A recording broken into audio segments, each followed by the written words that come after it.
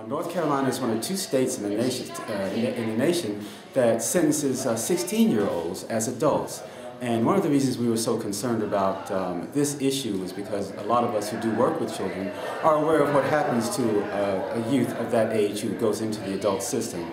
Not only what it means for them at that time that they're sentenced, but also what it means for the rest of their life. 18 is when they should be not to make sure this bill passes. It's been talked about. Grace is always a work in progress. I think raising the age is a work of grace. It ain't easy living the life of a child. Society gives me so much, but yet so little. Seems everyone is out to get me, to use me for their gratification. Sexual assault, physical, emotional abuse, starvation too. Reject, eject, incarcerate me, fill my life with the blues. It ain't easy.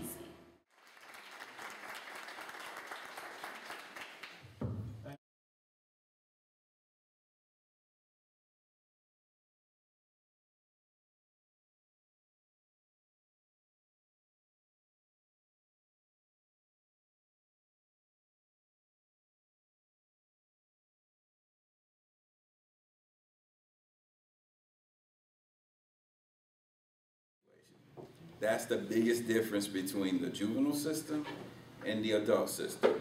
So 16 and 17-year-olds that are charged with criminal offenses, you go to court, this is what ordered, this is what you gotta do, you pay your money, yada yada. You're not really getting at root issues. In the juvenile system, that's our job, to dig a little bit deeper, figure out what's going on, and see how can we handle or get at root causes. Tell them, well, you know what, once you're 16, you're an adult, it's going on your adult record, it's going to follow you for the rest of life.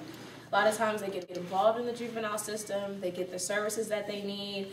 I was in court the other day, there was one kid, I think he was 15, got charged with some really serious felonies, was involved in the juvenile program and was actually doing a lot better because he was getting the services before he got involved in the adult system.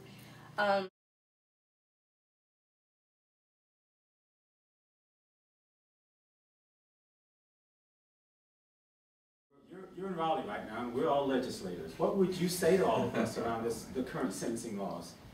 I would say that 2 of the main issues when you're talking about when somebody's moving from the juvenile system to the adult system is they're losing out on services a lot of times.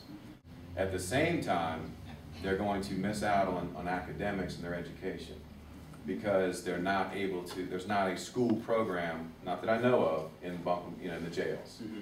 And there is still a school program in the juvenile institutions.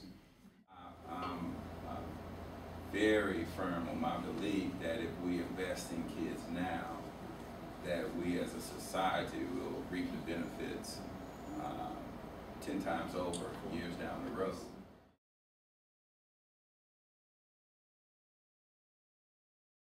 Children at 16 should not be incarcerated with men who are 30, 40, 56 years old who are hardened criminals. So one message I took away today was understanding that if a 16 or 17-year-old goes to the adult system, that education is lost for them, and that just loses us as a community as a whole.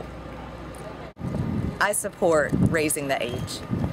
And I'm here at the Child Watch Tour because I am very interested in children and their well-being. And from 16 to 18, there's this gap where the parents are responsible, but they don't have always information that's being released, and that the child is being treated as an adult. So you have some very inconsistent messages that are being sent to children and leaving children and parents in a very awkward and sometimes dangerous situations. I am interested in the event today is because at a certain point in my life, I made some mistakes, and I know how long they follow you and what the consequences are. I'm very interested in protecting children from facing that lifelong challenge of having